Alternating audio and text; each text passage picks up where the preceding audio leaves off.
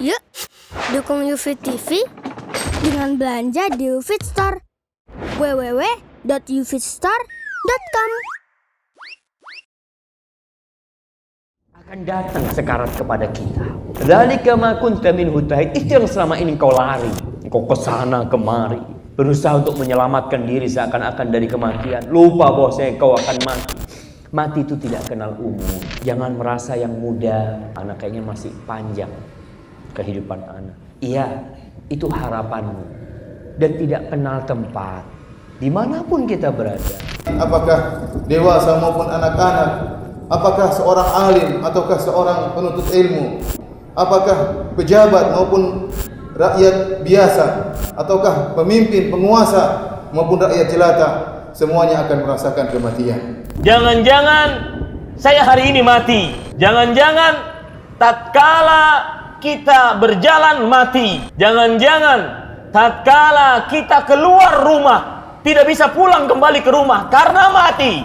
Jangan-jangan tatkala kita duduk di kursi kantor kita, di dalam pekerjaan kita, maka kita tidak bisa bangun karena mati. Jangan-jangan tatkala kita berada di atas kasur kita untuk tidur, beristirahat. Jangan-jangan setelah ini bukannya bangun, akan tetapi kita dibawa dari atas kasur kita ke tempat pemandian mayat kita.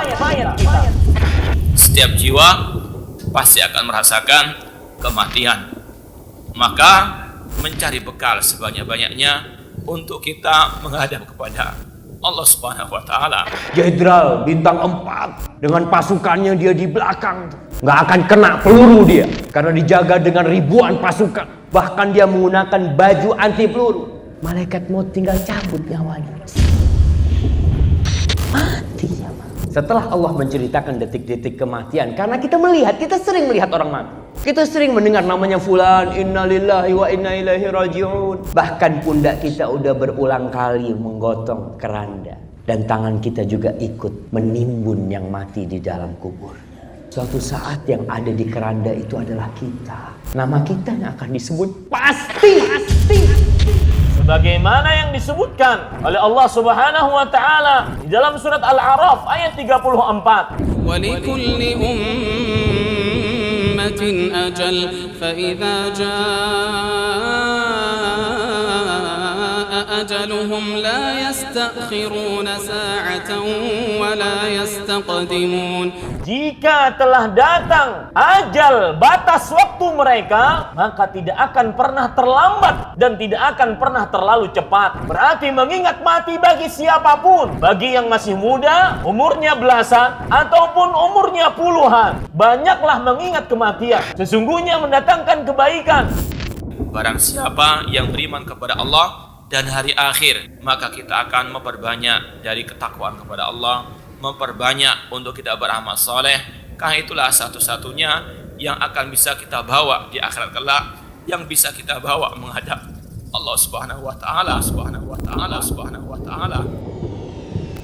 Harta kita, keluarga kita, semuanya tidak bisa kita bawa. Yang bisa kita bawa adalah amal soleh kita. Ketika di alam barzakh, yang kita bisa bawa hanyalah amal soleh.